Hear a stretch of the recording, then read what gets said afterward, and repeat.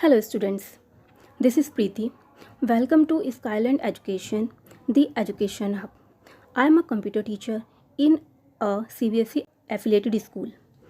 जिससे मैं computer teacher हूँ तो मैं देखती हूँ बच्चों को बहुत प्रॉब्लम्स होती हैं in IT and in IP. ये प्रॉब्लम होती है मतलब किस टाइप की प्रॉब्लम उनको होती है, जैसे ड्यूरिंग देयर स्टडीज़ वो इन सब्जेक्ट्स के लिए बहुत ज़्यादा सीरियस नहीं होते हैं। उनको ये लगता है कि ये वोकेशनल सब्जेक्ट है तो हम इसको लास्ट में भी कवर अप कर सकते हैं, लेकिन ऐसा होता नहीं है क्योंकि 11th और 12th में पाइथन कोर्स इंट्रोड्यूस हो चुका है। तो पाइथन लैंग्वेज इतनी इजी तो होती नहीं है कि स्टूडेंट सोचें कि एग्ज़ाम के 1 मंथ पहले वो उसको कवर अप कर लेंगे, तो ऐसा नहीं होता है। तो बच्चों को, मेरी क्लास के बच्चों को बहुत ज़्यादा प्रॉब्लम्स हो रही थी, तो मैंने देखा उनकी प्रॉब्लम्स को मैंने समझा, तो मैंने सोचा कि कुछ बच्चों के लिए वीडियोस बना दिए जाएं। अगर बच्चों के पास वीडियोस अवेलेबल रहेंगे तो बच्चे एग्ज़ाम के 1 मंथ पहले भी अगर लेके बैठते हैं तो कम से कम उनके पास प्रॉपर स्टडी मटेरियल अवेलेबल रहेगा, जिससे कि वो लास्ट टाइम पे भी कवर अप कर सकते हैं। तो बच्चों की इसी प्रॉब्लम को देखते हुए मैंने 11th क्लास के बच्चों के लिए सीरीज़ स्टार्ट की है।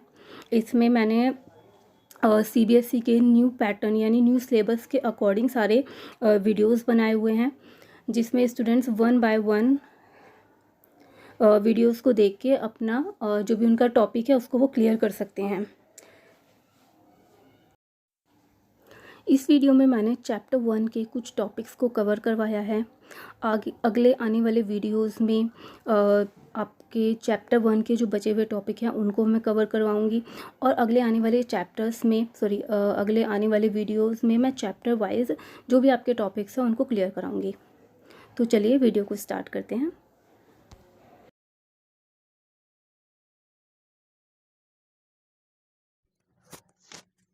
तो चलिए हम अपनी वीडियो का कंटेंट देख लेते हैं कि हम क्या क्या इस वीडियो में पढ़ने वाले हैं। सबसे पहले हम देखेंगे व्हाट इज़ कंप्यूटर, कंप्यूटर क्या होता है। देन हम थोड़ा सा इंट्रोडक्शन लेंगे सीपीयू का, यानी हमारी सेंट्रल प्रोसेसिंग यूनिट क्या होती है और कैसे वर्क करती है। नेक्स्ट हम कंप्यूटर का ब्लॉक डायग्राम देखेंगे कि कंप्यूटर में किस तरीके से इंटरनल वर्किंग होती है। फिर हम कुछ इनपुट और आउटपुट डिवाइसेस के बारे में पढ़ेंगे। फिर हम कंप्यूटर का इवोल्यूशन देखेंगे कि कंप्यूटर किस तरीके से आज के प्रेजेंट पोजीशन में पहुंचा है। फिर हम कंप्यूटर की जनरेशन्स के बारे में पढ़ेंगे, थोड़ा सा हम ब्रीफ इंट्रोडक्शन लेंगे हार्डवेयर और सॉफ्टवेयर का। फिर हम थोड़ा सा कंप्यूटर मेमोरी के बारे में पढ़ेंगे, और फिर हम लास्ट में कुछ प्रैक्टिस क्वेश्चंस करेंगे।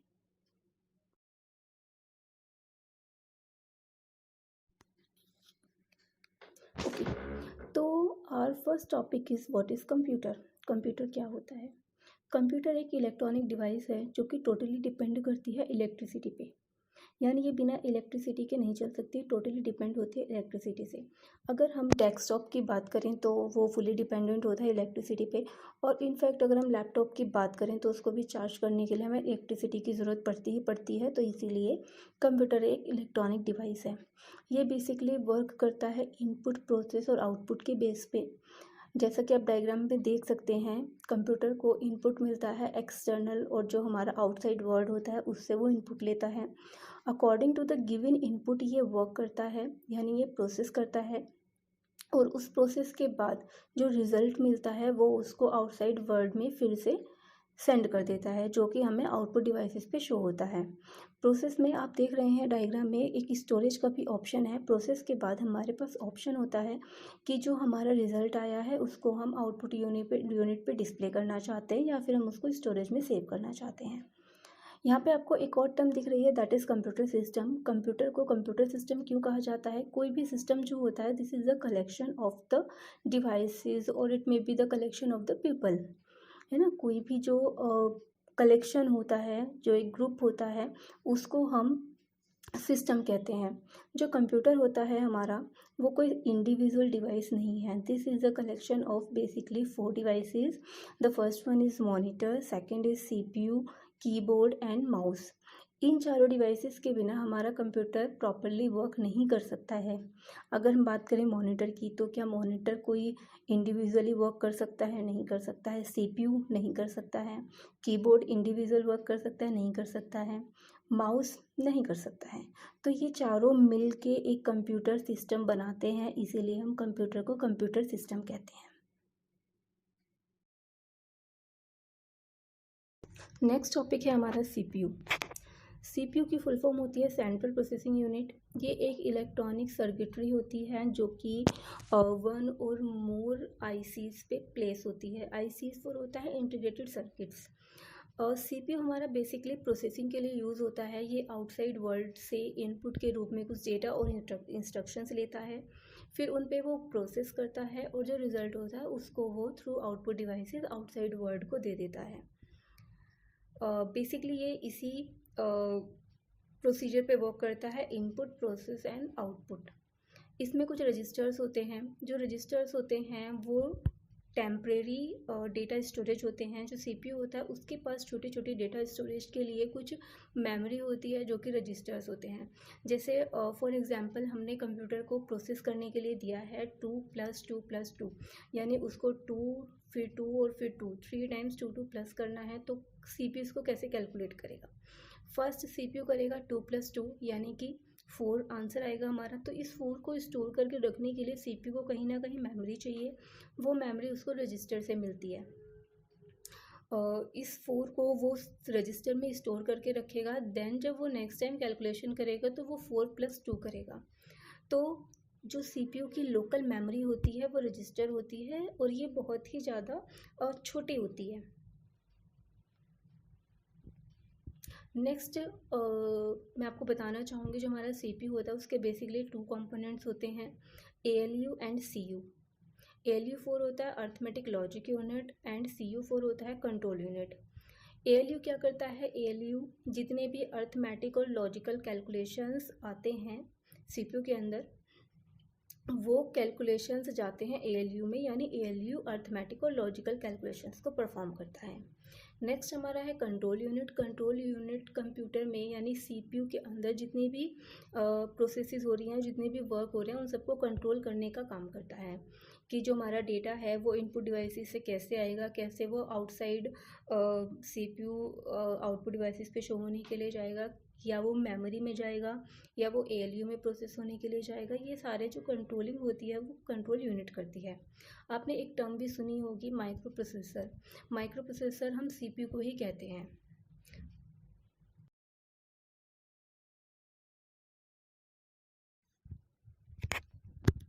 नेक्स्ट हमारा टॉपिक है ब्लॉक डायग्राम ऑफ कंप्यूटर, यानी कंप्यूटर इंटरनली कैसे वर्क करता है। फर्स्ट इसमें आता है डेटा।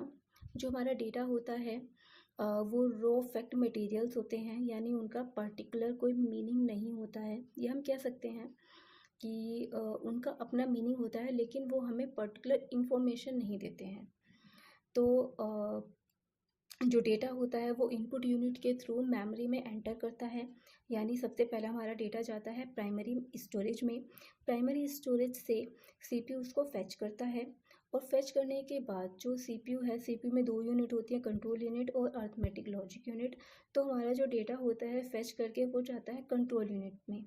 कंट्रोल यूनिट यहाँ से डिसाइड करेगी कि जो हमारा डेटा है वो कहाँ पे जाएगा। अगर हमारा जो डेटा है, जो हमें इंस्ट्रक्शन मिली है वो एएलयू के लिए यानी कोई अर्थमेटिक या लॉजिकल कैलकुलेशन करने के लिए आई है तो सीयू उसको ट्रांसफ़र करेगा एएलयू में। और अगर हम उसको सिंपली डिस्प्ले करना चाहते हैं तो वो जो हमारा डेटा है वो चला जाएगा सीधे आउटपुट यूनिट पर डिस्प्ले होने के लिए, या सीयू उसको वापस से प्राइमरी मेमोरी में भी भेज सकती है। प्राइमरी मेमोरी से भी आप देख रहे हैं जो हमारा डेटा है वो सीधे आउटपुट यूनिट पे भी जा सकता है, या तो हम उसको सेव कर सकते हैं। अगर हम उसको सेव कर देते हैं तो वो सेकेंडरी स्टोरेज में सेव होने के लिए चला जाता है। आप यहाँ पे 2 लाइंस देख रहे हैं। जो डार्क लाइन है वो डेटा का फ्लो बता रही है और जो डॉटेड लाइंस हैं वो कंट्रोल का फ्लो बता रही है। आप देख सकते हैं जो कंट्रोल का फ्लो है वो सीयू से प्राइमरी स्टोरेज में भी हो रहा है, सीयू से इनपुट यूनिट में भी हो रहा है, सीयू से आउटपुट यूनिट पे भी हो रहा है और सीयू से अर्थमेटिक लॉजिक यूनिट पे भी हो रहा है। तो आप इस चीज़ से समझ सकते हैं, इन डॉटेड लाइन से आप समझ सकते हैं कि जो ये सीयू है ये एज अ मैनेजर वर्क करती है और ये सभी को कंट्रोल करने का काम करती है।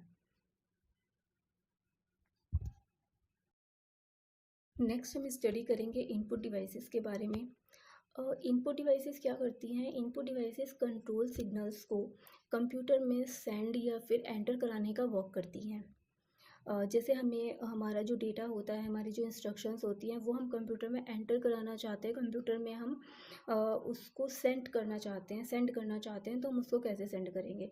तो सेंड करने के लिए हमारे पास इनपुट डिवाइसेस होती हैं। जैसे हमें कोई टेक्स्ट इनपुट करना है तो हम थ्रू कीबोर्ड कर सकते हैं। हमें कोई हमारे पास कोई हार्ड कॉपी पे कुछ भी डेटा है, उसको हम कंप्यूटर में एंटर कराना चाहते हैं, हम थ्रू स्कैनर करा सकते हैं।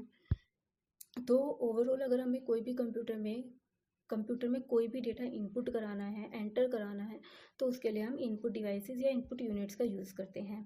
बेसिकली ये किस प्रोसीजर पे वर्क करता है? ये सबसे पहले आउटसाइड वर्ल्ड से डेटा को एक्सेप्ट करता है, फिर उस डेटा को कन्वर्ट करता है कंप्यूटर रीडेबल फॉर्म पे। आपको पता होगा जो कंप्यूटर है वो बाइनरी लैंग्वेज समझता है, तो इनपुट डिवाइसेस आउटसाइड वर्ल्ड से लिए गए डेटा को कन्वर्ट करती हैं बाइनरी फॉर्म पे। देन वो उसको मेमोरी यूनिट को सप्लाई कर देती हैं, जहाँ से सीपीयू उसको फर्दर फैच कर सकता है। तो ये बेसिकली वर्क होता है इनपुट डिवाइसेस का। यहाँ पे कुछ इनपुट डिवाइसेस मैंने दी हुई हैं, जैसे कीबोर्ड है, माउस है, ट्रैक बॉल है, डिजिटल कैमरा है, स्कैनर है, ग्राफिक पैड है, वेबकैम है, जॉयस्टिक, माइक्रोफोन। तो डिफरेंट डिफरेंट टाइप के डिफरेंट इनपुट जब हम कंप्यूटर में देना चाहते हैं, उसके लिए हम डिफरेंट इनपुट डिवाइसेस का यूज़ करते हैं। नेक्स्ट हमारा टॉपिक है आउटपुट डिवाइसेस।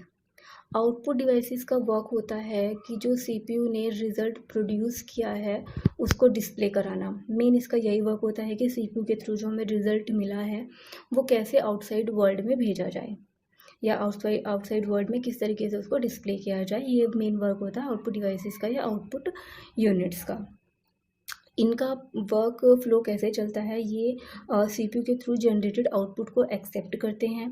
जो सीपीयू ने आउटपुट दिया हुआ होता है वो बाइनरी फॉर्म पे होता है, तो उसको कन्वर्ट करने की ज़रूरत होती है कि वो ह्यूमन रीडेबल फॉर्म में हो, क्योंकि ह्यूमंस तो उसको समझ ही नहीं पाएंगे अगर वो बाइनरी फॉर्म में होगा। तो कंट्रोल यूनिट उसको कन्वर्ट करती है ह्यूमन रीडेबल फॉर्म में, और फिर वो उसको आउटसाइड वर्ल्ड को सप्लाई कर देती है। बेसिकली यही वर्क होता है आउटपुट डिवाइसेस का। आगे हम कुछ आउटपुट डिवाइसेस देख लेते हैं, जैसे स्पीकर होता है, प्लॉटर होता है, मॉनिटर, प्रोजेक्टर, हेडफोन, प्रिंटर। तो डिफरेंट टाइप के डिफरेंट आउटपुट्स जो होते हैं उनके लिए हम डिफरेंट आउटपुट डिवाइसेस का यूज़ करते हैं। जैसे हमें सिंपली डेटा को डिस्प्ले करना है तो हम उसको मॉनिटर पे कर सकते हैं। अगर हमारा जो आउटपुट है साउंड के फॉर्म पे है तो हम स्पीकर का यूज़ कर सकते हैं। तो इसी तरीके से डिफरेंट आउटपुट डिवाइसेस का हम यूज़ करते हैं। कुछ डिवाइसेस ऐसी भी होती हैं जो कि इनपुट और आउटपुट दोनों का ही वर्क करती हैं, जैसे आपकी टच स्क्रीन, फैक्स मशीन और कैमरा। नेक्स्ट टॉपिक है हमारा इवोल्यूशन ऑफ कंप्यूटर, यानी कंप्यूटर का इवोल्यूशन कैसे कैसे हुआ है। पहले जो कैलकुलेशंस थी वो मैनुअली होती थी, फिर मैकेनिकल डिवाइसेस आई, मैकेनिकल डिवाइसेस के थ्रू कैलकुलेशन होने लगी, फिर इलेक्ट्रॉनिक डिवाइसेस आई, इलेक्ट्रॉनिक डिवाइसेस के थ्रू कैलकुलेशन होने लगी। यानी कि ह्यूमन की कैलकुलेशन से लेके आज के इतने पावरफुल कंप्यूटर्स तक किस किस तरीके से डेवलपमेंट हुए हैं वो सारे हम इस टॉपिक में स्टडी करेंगे। तो चलिए पढ़ते हैं किस तरीके से कंप्यूटर का इवोल्यूशन हुआ है। सबसे पहला जो हमारा कंप्यूटर था वो अबेकस था, लेकिन ये कोई कंप्यूटर की तरह तो दिखता नहीं है ना। लेकिन सबसे पहले हमारे पास जो कैलकुलेशन के लिए डिवाइस आई थी वो यही थी, इसीलिए इसको फर्स्ट कंप्यूटर कहा जाता है। इसको बेबीलोनिया में बनाया गया था और ये करीब 3000 साल पहले डेवलप किया गया था। नेक्स्ट हमारा आता है नेपियर्स बोन। इसको जॉन नेपियर ने बनाया था। ये बेसिकली मल्टीप्लिकेशन के लिए बनाया गया था, लेकिन हम इससे division, square root, addition, subtraction भी कर सकते थे, लेकिन इसका जो डेवलपमेंट हुआ था वो बेसिकली मल्टीप्लिकेशन के लिए ही हुआ था। इसी सीरीज़ में एक नई डिवाइस भी आई थी जिसमें गियर्स का यूज़ किया गया था। इसको ब्लेज पास्कल ने बनाया था और इसको पास्कल कैलकुलेटर या फिर पास्कलिन भी कहा जाता है। बेसिकली इसका यूज़ एडिशन और सब्ट्रैक्शन के लिए किया जाता था, पर हम इसे मल्टीप्लिकेशन और डिवीज़न भी कर सकते थे through repeated addition and subtraction. Next हम स्टडी करेंगे चार्ल्स बेबेज के बारे में, जिन्हें फादर ऑफ कंप्यूटर भी कहा जाता है। फादर ऑफ कंप्यूटर एक बहुत बड़ी उपाधि होती है। तो इनको फादर ऑफ कंप्यूटर क्यों कहा जाता है? बेसिकली हमारा जो आज का कंप्यूटर है, जो बेसिकली वर्क करता है इनपुट, प्रोसेस एंड आउटपुट के बेस पे, ये कॉन्सेप्ट चार्ल्स बेबेज ने ही दिया था। इन्होंने दो मशीनें बनाई थी, difference engine and analytical engine. ये दोनों ही वर्क करते थे स्टीम पे। इन्होंने मतलब काफ़ी कुछ डेवलपमेंट इन्होंने कर लिया था, लेकिन ये उसको पूरी तरीके से डेवलप नहीं कर पाए थे। लेकिन जो मेन कॉन्सेप्ट था वो ये देके गए थे, इसीलिए इनको फादर ऑफ कंप्यूटर कहा जाता है। इसी सीरीज़ में एक और नाम है हरमन होलेरिथ का। चार्ल्स बेबेज के बाद इन्होंने एक मशीन बनाई थी जो कि पंच कार्ड के नाम से या फिर टैबलेटिंग मशीन के नाम से फेमस है। उस टाइम पे हमारे पास मेन प्रॉब्लम ये थी कि कंप्यूटर को इनपुट कैसे दिया जाए। यानी कंप्यूटर को इनपुट देने के लिए कोई डिवाइस नहीं थी हमारे पास, कोई ज़रिया नहीं था हमारे पास। तो इस प्रॉब्लम को सॉल्व करने के लिए पंच कार्ड का यूज़ किया जाने लगा। यानी कि जो पंच कार्ड था वो कंप्यूटर को इनपुट देने के लिए यूज़ होने लगा। इसमें 80 कॉलम्स होते थे और 12 रोज़ होती थी। और इसका जो डेवलपमेंट था, इसको जो बनाया था वो हरमन होलेरिथ ने 1890 में बनाया था। और नेक्स्ट 1937 में एक ट्यूरिंग मशीन का कॉन्सेप्ट आया था। ये मशीन क्या करती थी, छोटी छोटी प्रॉब्लम्स के लिए छोटे छोटी मशीन्स बनाती थी। जैसे हमें एक प्रोग्राम मिला है कि हमें वो सारे नंबर्स निकालने हैं जो कि 3 से डिविजिबल हों। तो इस तरीके के छोटे छोटे प्रोग्राम्स हम इस ट्यूरिंग मशीन से बना सकते थे। इसी सीरीज़ में हमारा नेक्स्ट कंप्यूटर आता है मार्क 1 कंप्यूटर। इसको डिज़ाइन किया था हॉवर्ड एच एकिन ने। IBM के साथ मिलकर इन्होंने उसको डिज़ाइन किया था। ये हमारा first general purpose mechanical digital computer था। और इसमें हमारे मैकेनिकल कुछ हमारी जो डिवाइसेस थी वो मैकेनिकल भी थी और कुछ इलेक्ट्रॉनिक डिवाइसेस भी लगी हुई थी। इसको ऑटोमेटिक सीक्वेंस कंट्रोल्ड कैलकुलेटर भी कहा जाता है, क्योंकि इसमें एक बार इनपुट देने के बाद ये खुद ब खुद उसको प्रोसेस करके हमें आउटपुट डिस्प्ले कर देता था। और ये भी याद रखने वाली बात है कि ये चार्ल्स बेबेज का जो एनालिटिकल इंजन था उसका फर्स्ट रियलाइजेशन था। इस सीरीज़ में नेक्स्ट नेम आता है अतनासोफ एंड बेरी कंप्यूटर का। ये एक इलेक्ट्रॉनिक मशीन थी, पूरी तरह से इलेक्ट्रॉनिक मशीन थी। और इनफैक्ट मैं कहना चाहूँगी इन्होंने कोई इलेक्ट्रॉनिक मशीन बनाई नहीं थी, इन्होंने सिर्फ उसका प्रोटोटाइप डिज़ाइन किया था। इनके द्वारा जो कॉन्सेप्ट बनाया गया था उसको ABC के नाम से भी जाना जाता है। A for Atanasoff, B for Berry and C for computer. इन्होंने जो कॉन्सेप्ट दिया था 1939 में दिया था और इन्होंने इसमें वैक्यूम ट्यूब का यूज़ किया था। इस सीरीज़ में हमारा नेक्स्ट कंप्यूटर है ENIAC। इसकी फुल फॉर्म होती है electronic numerical integrator and computer. ये हमारा सबसे पहला ऑपरेशनल इलेक्ट्रॉनिक डिजिटल कंप्यूटर था, यानी कि इसमें जो भी पार्ट्स यूज़ हुए थे वो सारे इलेक्ट्रॉनिक थे। इसको डेवलप किया था J Presper Eckert and John Mauchly ने for US army and in 1945। इससे हम बहुत सारे न्यूमेरिकल कैलकुलेशन कर सकते थे। ये साइज़ में बहुत ज़्यादा बड़ा था, इतना बड़ा था कि इसको रखने के लिए हमें अराउंड 50 फीट्स का रूम चाहिए होता था। और इसमें हज़ारों यानी कि करीब 20,000 इसमें वैक्यूम ट्यूब का यूज़ हुआ था। और ये इलेक्ट्रिसिटी भी बहुत ज़्यादा कंज्यूम करता था, यानी अराउंड 1,80,000 वॉट की इलेक्ट्रिसिटी कंज्यूम करता था। तो इसको कूल रखने के लिए हमें कुछ ना कुछ कूलिंग सिस्टम की भी ज़रूरत पड़ती थी। और हाँ, इसमें एक मेन प्रॉब्लम भी थी, इसकी रीप्रोग्रामिंग की प्रॉब्लम थी।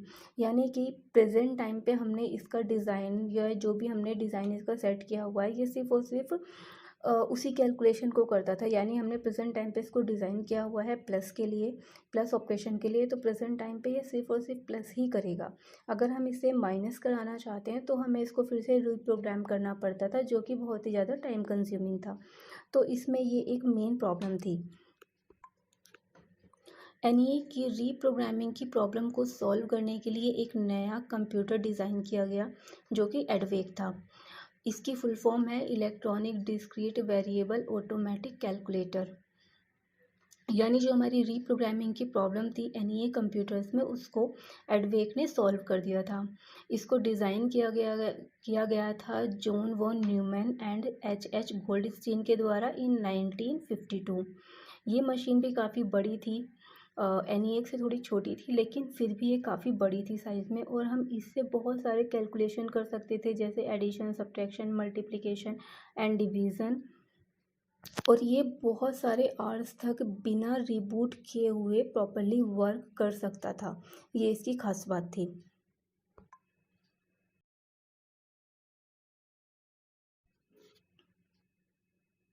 नेक्स्ट हमारा कंप्यूटर है यूनिवेक। इसकी फुल फॉर्म होती है यूनिवर्सल ऑटोमेटिक कंप्यूटर। इसको डिज़ाइन किया गया था 1951 में बाय सेंसस ब्यूरो। ये हमारा सबसे पहला general purpose electronic digital computer था, यानी कि ये अवेलेबल था फॉर द पीपल। ये अवेलेबल था, यानी कि जो छोटी छोटी कंपनीज थी वो भी इसको परचेज़ कर सकती थी। और उस टाइम पे सेंसस ब्यूरो ने इसका मास प्रोडक्शन किया था। अराउंड 40 कंप्यूटर्स उन्होंने डिज़ाइन किए थे। और ये एक ऐसा पहला कंप्यूटर था जिसमें मैग्नेटिक टेप का यूज़ भी किया गया था। जैसे पहले कंप्यूटर्स में हमने देखा था कि उनमें बहुत ज़्यादा वैक्यूम ट्यूब का कंजप्शन होता था, यानी इसमें बहुत सारी वैक्यूम ट्यूब का यूज़ होता था, लेकिन इसमें अराउंड 5000 वैक्यूम ट्यूब का ही यूज़ होता था। और जो इसका इलेक्ट्रिसिटी कंजम्पशन था वो 125 के वॉट है ना, यानी किलो वॉट था। नेक्स्ट टॉपिक है हमारा जनरेशन्स ऑफ कंप्यूटर। हमने अभी तक कंप्यूटर का इवोल्यूशन पढ़ा है। हमने देखा उनमें डिफरेंट डिफरेंट डिवाइसेस यूज़ हो रही थी। किसी में हम ट्रांजिस्टर का यूज़ कर रहे थे, किसी में वैक्यूम ट्यूब का यूज़ हो रहा था। तो कंप्यूटर में डिफरेंट डिफरेंट डिवाइसेस यूज़ होने वाले डिफरेंट डिफरेंट डिवाइसेस के बेसिस पे हमने उनको डिफरेंट डिफरेंट जनरेशन्स में डिवाइड किया हुआ है। तो इस तरीके से हमने कंप्यूटर्स को, जितने भी कंप्यूटर्स अभी तक डेवलप हुए हैं, उनको हमने बेसिकली 5 जनरेशन्स में डिवाइड किया हुआ है। तो चलिए इनकी जनरेशन्स के बारे में हम थोड़ी सी स्टडी कर लेते हैं। फर्स्ट जनरेशन के कंप्यूटर में जो कंपोनेंट यूज़ होता था वो वैक्यूम ट्यूब था, यानी इन कंप्यूटर्स में वैक्यूम ट्यूब का यूज़ होता था। और ये मशीन बहुत ज़्यादा बड़ी होती थी साइज़ में, जैसा मैंने आपको बताया भी है कि इनको स्टोर करने के लिए हमें अराउंड 30 बाय 50 फीट का रूम चाहिए होता था। और इनकी मेमोरी का साइज़ बहुत ही कम होता था, जो कि 2 KB, यानी सिर्फ 2 KB मेमोरी इसमें होती थी। और इनको मतलब बार बार इनको ना रिबूट करने की ज़रूरत होती थी। ये बहुत लंबे टाइम तक चल नहीं सकते थे, है ना, मतलब वर्क नहीं कर सकते थे ये।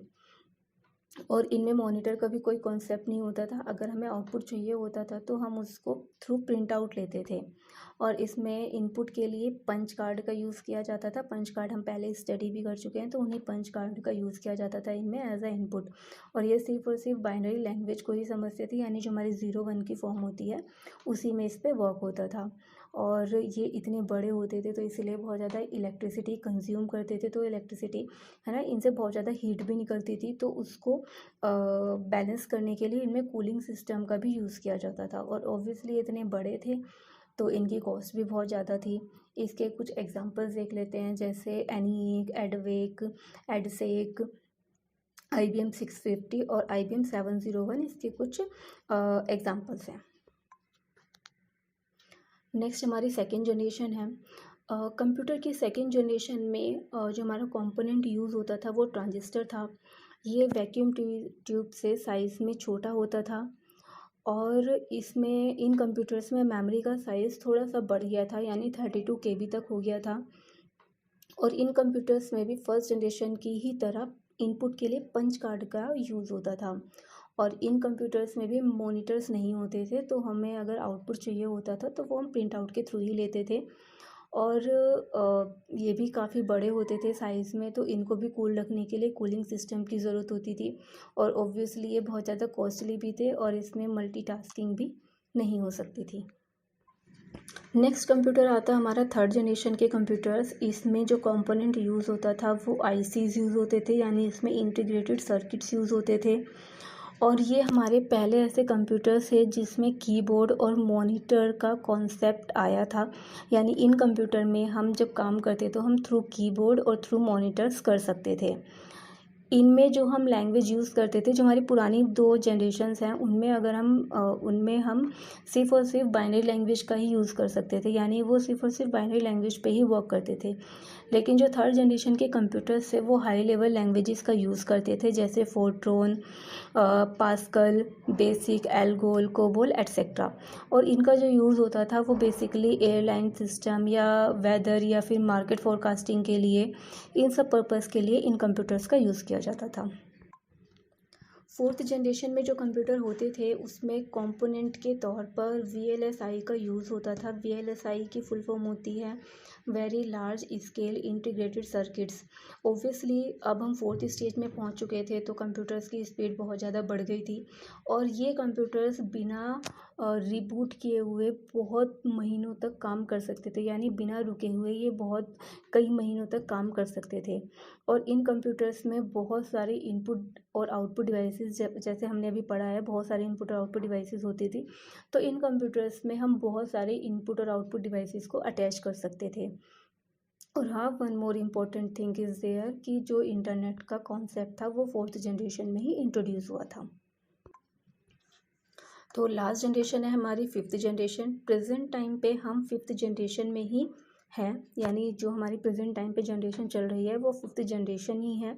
और इनमें जो हम कंपोनेंट यूज़ करते हैं वो है हमारा यूएलएसआई चिप, यानी ultra large scale integration chips का हम इसमें यूज़ करते हैं।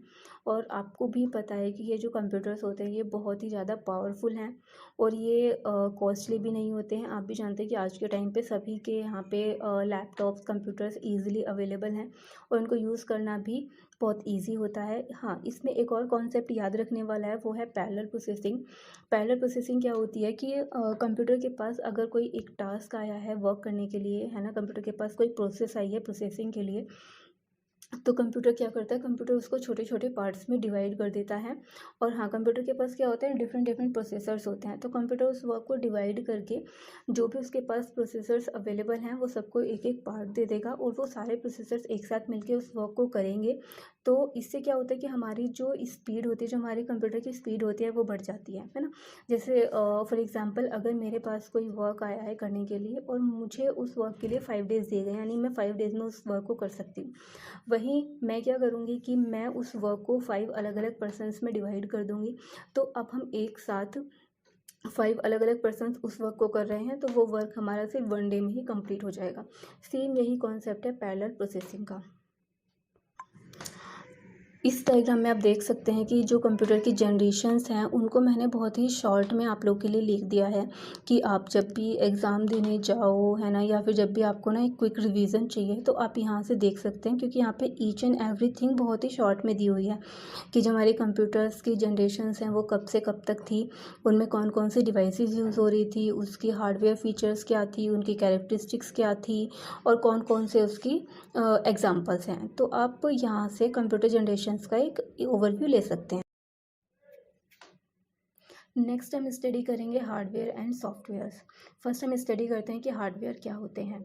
हार्डवेयर क्या होते हैं, हार्डवेयर कंप्यूटर के फिजिकल कंपोनेंट्स होते हैं, यानी वो सारे कंपोनेंट्स जिनको हम देख सकते हैं और उनको हम टच भी कर सकते हैं, वो सब हार्डवेयर्स होते हैं। जैसे अभी हमने कुछ देर पहले ही पढ़ा है कंप्यूटर के इनपुट और आउटपुट डिवाइसेस, वो सभी कंप्यूटर हार्डवेयर ही हैं। इनफैक्ट जो हमारा सीपीयू होता है वो भी हार्डवेयर ही है, यानी कि सारे डिवाइसेस जिनको हम टच कर सकते हैं, जिनको हम देख सकते हैं, वो सारी हार्डवेयर होती हैं।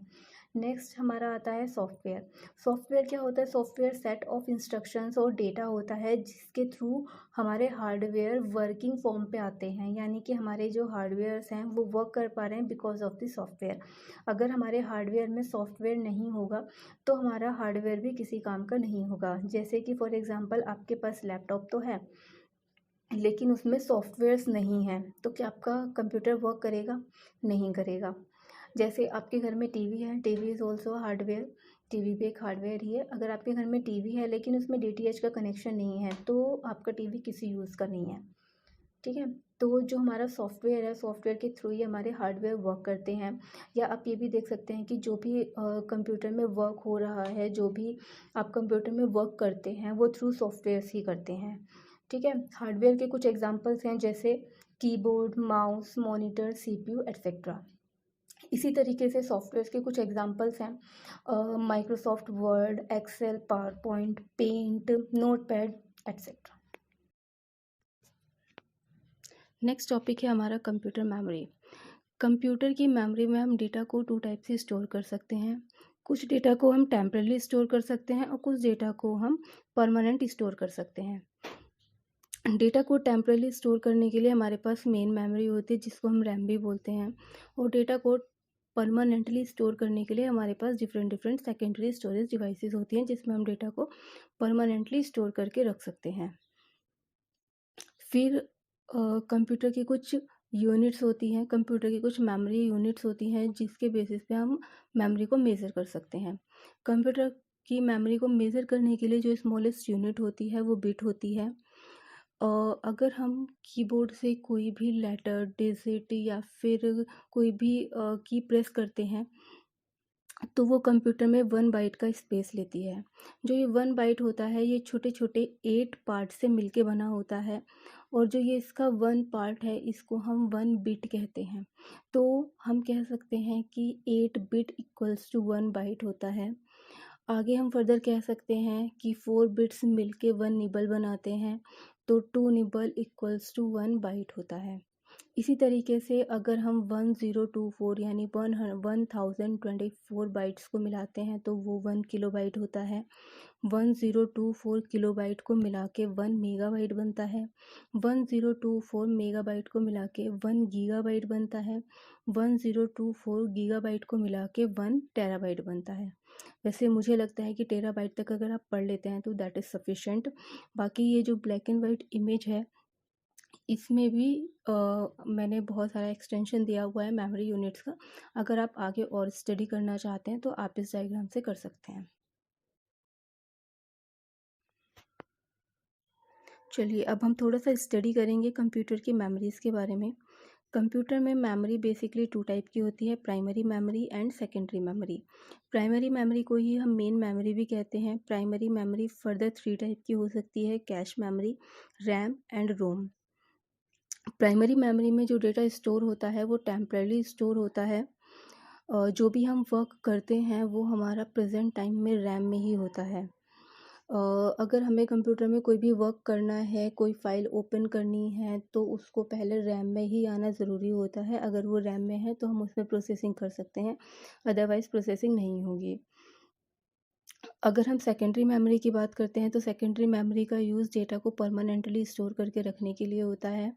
अगर हम रैम के डेटा को सेव कर लेते हैं तो वो सेव होने के बाद सेकेंडरी मेमोरी में चला जाता है परमानेंट स्टोरेज के लिए, जहाँ से हम उसको फिर से फेच भी कर सकते हैं। अगर हम किसी स्टोर्ड फाइल को ओपन करते हैं तो उसको वापस से ओपन होने के लिए रैम में ही आना होगा।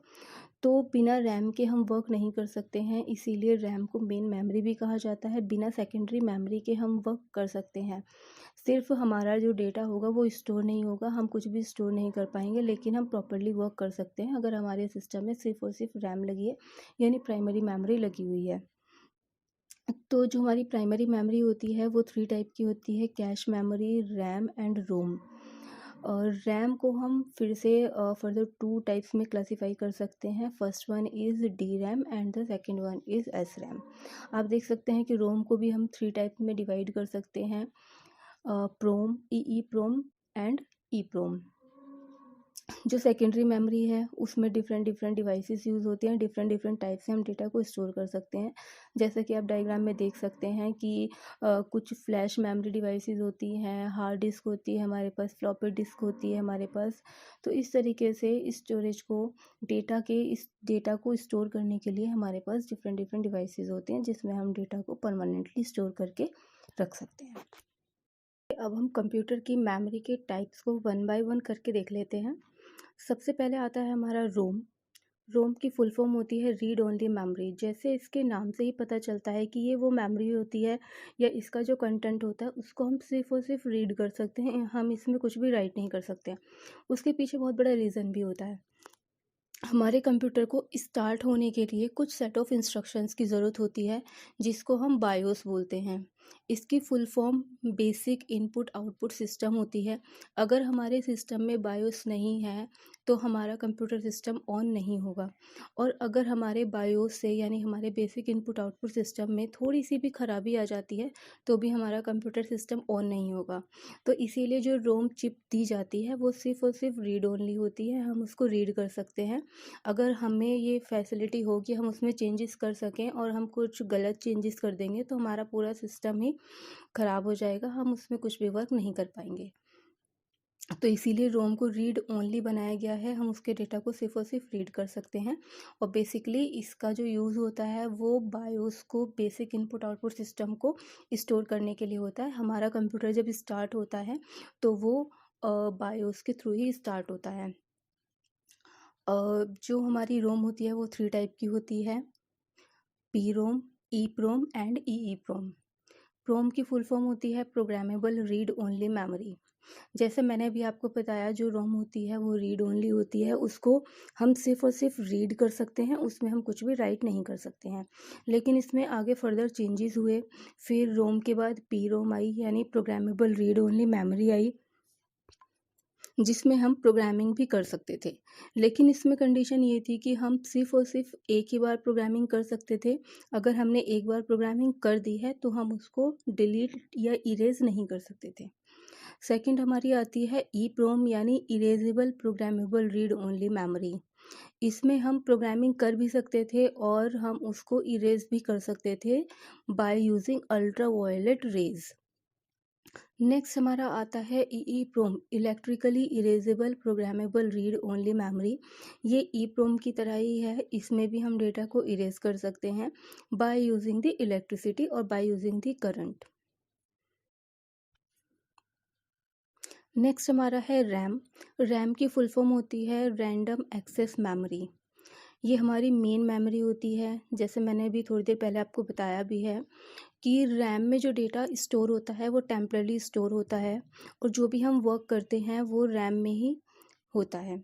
अगर हम किसी प्रोसेस को प्रेजेंट टाइम पे रन करना चाहते हैं तो वो सिर्फ और सिर्फ रैम में ही एग्जीक्यूट हो सकती है। अगर हमें डेटा को परमानेंटली स्टोर करना है तो हमें उसको सेव करना होगा, और सेव करने के बाद वो सेकेंडरी स्टोरेज में चली जाती है। अगर हमें किसी सेव की हुई फ़ाइल को ओपन करना है तो उस फ़ाइल को ओपन होने के लिए भी रैम में ही आना पड़ेगा। तो आप देख सकते हैं कि जो रैम है वो कितनी ज़्यादा इम्पोर्टेंट है। हम बिना सेकेंडरी मेमोरी के अपने कंप्यूटर को रन कर सकते हैं, अपना वर्क प्रॉपर्ली कर सकते हैं, बस हम डेटा को स्टोर नहीं कर पाएंगे, बाकी सारा वर्क हम रैम से कर सकते हैं। जब भी हम कोई भी डेटा एंटर कराते हैं अपने कंप्यूटर में, कोई भी डेटा हम एंटर कराते हैं तो वो सबसे पहले मेन मेमोरी में ही आता है, उसके बाद वो फर्दर प्रोसेस के लिए सीपीयू में जाता है। हमारी जो रैम होती है वो भी 2 टाइप्स की होती है, S RAM and D RAM.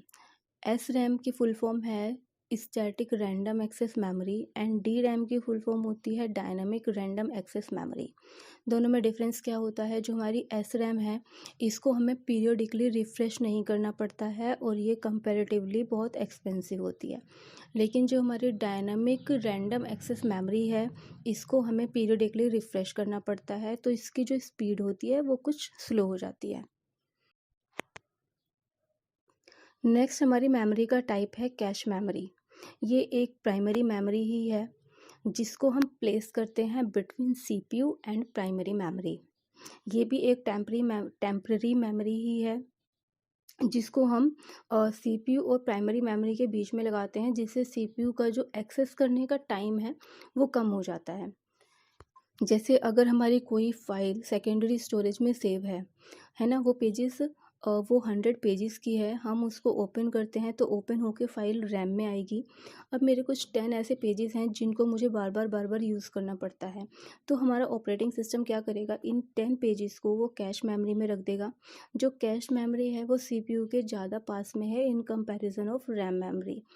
तो जो डेटा हमारा कैश मेमोरी में सेव है उसको फेच करने में सीपीयू को कम टाइम लगेगा इन कंपैरिजन टू रैम, क्योंकि रैम प्रेजेंट टाइम में सीपीयू से ज़्यादा दूर है। तो जो हमारा एक्सेस करने का टाइम है वो डिक्रीज़ हो जाता है, तो हमारा जो ओवरऑल कंप्यूटर की प्रोसेस होती है वो इंक्रीज़ हो जाती है by using the cache memory. या हम शॉर्ट में बोल सकते हैं कि कैश मेमोरी उस डेटा या उन पेजेस को रखती है जो कि फ्रिक्वेंटली यूज़ हो रहे होते हैं। ये कैश मेमोरी के कुछ एडवांटेज और डिसएडवांटेजेस हैं। कैश मेमोरी के काफ़ी सारे एडवांटेज होते हैं, जैसे डेटा को एक्सेस करने का टाइम कम हो जाता है, यानी कि जो हमारा कंप्यूटर है उसकी स्पीड बढ़ जाती है। इसमें हम डेटा को टेम्परेरी स्टोर करके रख सकते हैं। इससे जो डेटा हम फेच करते हैं वो फास्ट फेच कर सकते हैं in comparison to the RAM. इसके कुछ डिसएडवांटेज भी हैं, जैसे इसकी जो लिमिट होती है, यानी इसकी जो कैपेसिटी होती है वो लिमिटेड होती है और ये कंपैरेटिवली बहुत एक्सपेंसिव होती है। नेक्स्ट मेमोरी का टाइप है सेकेंडरी मेमोरी। इसको हम ऑक्सिलरी या सेकेंडरी मेमोरी भी कहते हैं। इसको हम एक्सटर्नल या फिर परमानेंट मेमोरी भी कहते हैं। ये नेचर में नॉन वोलेटाइल होती है, यानी इसका जो डेटा होता है वो परमानेंटली स्टोर होता है और ये बहुत बड़े अमाउंट में डेटा को स्टोर करके रख सकती है। जो प्राइमरी मेमोरी है उसकी जो डेटा स्टोरेज की कैपेसिटी होती है, मतलब जो टेम्परेरी डेटा स्टोरेज की कैपेसिटी होती है, वो in comparison to storage devices यानी सेकेंडरी मेमोरी की कंपैरिजन में काफ़ी कम होती है। अगर हम सेकेंडरी मेमोरी में स्टोर किसी भी डेटा या किसी भी फाइल को मेन मेमोरी में लेके आते हैं, यानी हम उसको ओपन करना चाहते हैं, तो उसको मेन मेमोरी में ही आना पड़ता है, जहाँ से फर्दर सीपीयू उसको एक्सेस कर सकता है। हमारा कंप्यूटर बिना सेकेंडरी मेमोरी के रन हो सकता है, यानी हम उसमें वर्क कर सकते हैं, लेकिन हम अपने डेटा को स्टोर नहीं कर पाएंगे। और सेकेंडरी मेमोरी के कुछ टाइप्स कह सकते हैं, या फिर डिफरेंट डिफरेंट डिवाइसेस हैं जिसमें हम डेटा को परमानेंटली स्टोर करके रख सकते हैं, जैसे फ्लैश है, फ्लॉपी डिस्क है, जिप डिस्क है, सीडी होती है। सीडी में भी रीड राइट और सीडी रीड ये ऑप्शन होते हैं कि हम सीडी सिर्फ रीड कर सकते हैं, या हम सीडी में रीड और राइट दोनों कर सकते हैं। ऐसे ही हमारी डीवीडी आरडब्ल्यू और डीवीडी आर भी होती है ना। तो इस तरीके से हमारी डिफरेंट डिफरेंट स्टोरेज डिवाइसेस होती हैं जिसमें हम डेटा को परमानेंटली स्टोर करके रख सकते हैं।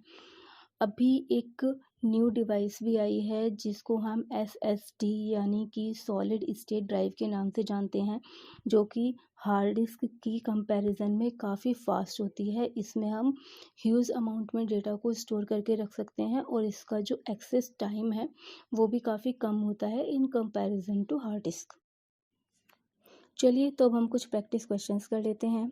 हमारा फर्स्ट क्वेश्चन है, a central processing unit consist of two main parts, यानी जो हमारा सीपीयू होता है उसके कौन से टू मेन पार्ट्स होते हैं।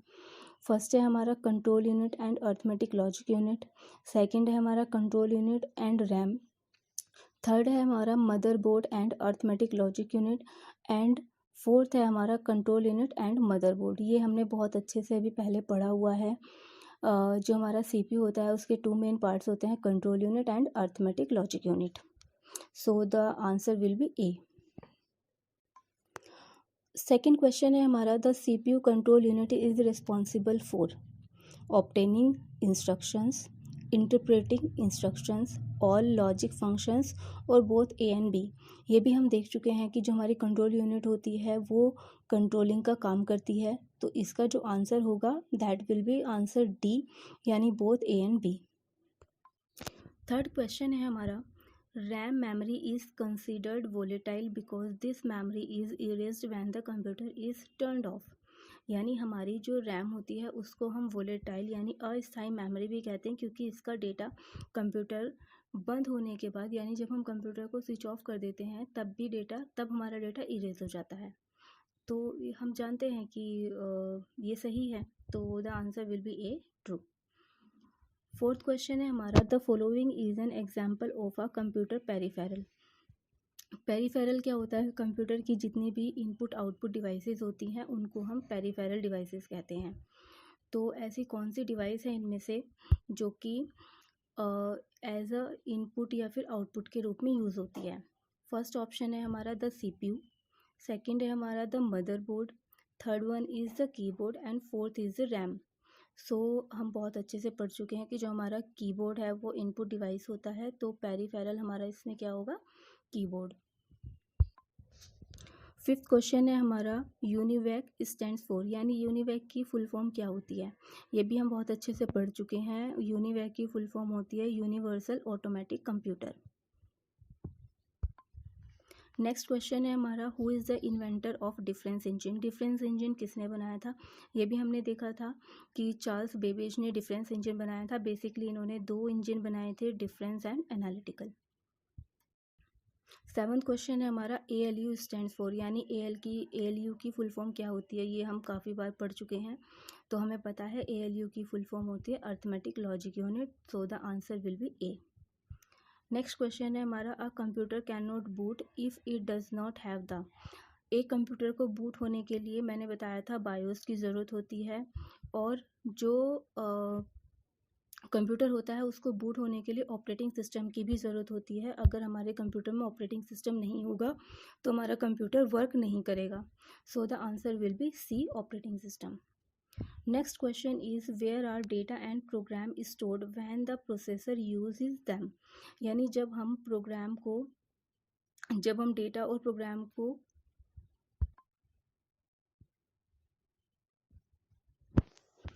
नाइन्थ क्वेश्चन है हमारा where are data and program stored when the processor uses them, यानी अगर किसी डेटा को या प्रोग्राम को प्रोसेसर यूज़ कर रहा है तो उस टाइम पे हमारा डेटा या प्रोग्राम कहाँ पे स्टोर होगा। हम जानते हैं कि अगर हम किसी भी वर्क को कर रहे हैं तो उसको मेन मेमोरी में होना ज़रूरी है। तो अगर प्रोसेसर किसी भी डेटा को या प्रोग्राम को स्टोर कर रहा है तो उसको मेन मेमोरी में आना पड़ेगा। So the answer will be E। 10th question है हमारा dash represents raw facts whereas dash is data made meaningful. इसका आंसर B होगा। डेटा रिप्रेजेंट्स रो फैक्ट्स, हमारा रो फैक्ट क्या होता है, डेटा होता है, और इन्फॉर्मेशन क्या होता है हमारा, meaningful data is called the information. So the answer will B B। Next question है हमारा which of the following is a storage device, यानी इनमें से कौन कौन सी डिवाइस हैं जो कि स्टोरेज डिवाइस के लिए यूज़ होती हैं।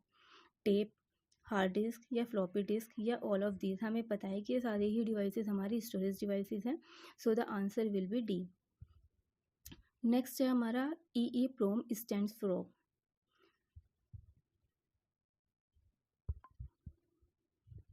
नेक्स्ट हमारा 12th क्वेश्चन है EEPROM स्टैंड्स फॉर, यानी EEPROM की फुल फॉर्म क्या होती है। अभी कुछ ही देर पहले हमने पढ़ा है कि EEPROM की फुल फॉर्म होती है electrically erasable programmable read only memory.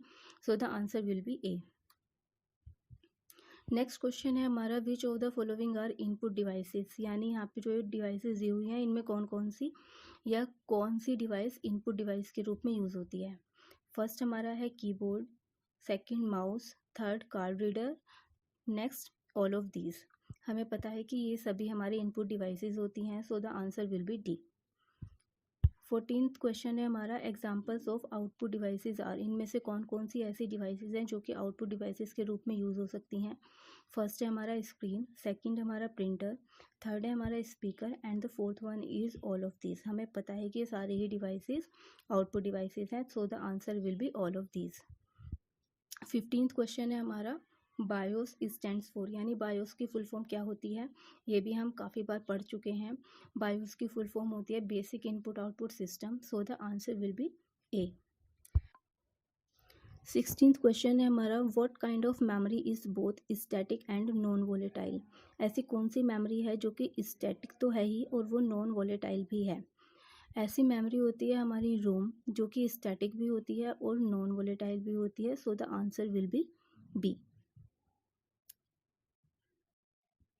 Next 17th question है हमारा which of the following is not a binary number. इनमें से कौन सा ऐसा नंबर है जो कि बाइनरी नंबर नहीं है। हम जानते हैं कि जो बाइनरी नंबर्स होते हैं उसमें सिर्फ और सिर्फ 0 और 1 ही होता है, लेकिन जो C ऑप्शन है उसमें हमें 2 भी दिख रहा है, तो जो ये हमारा 202 है ये बाइनरी नंबर नहीं होगा। So the correct answer will be C। 18th question है हमारा 1 byte equal to how many bits. तो हमें पता है कि जो 1 बाइट होता है वो 8 बिट से मिलके बना हुआ होता है। सो the answer will be A।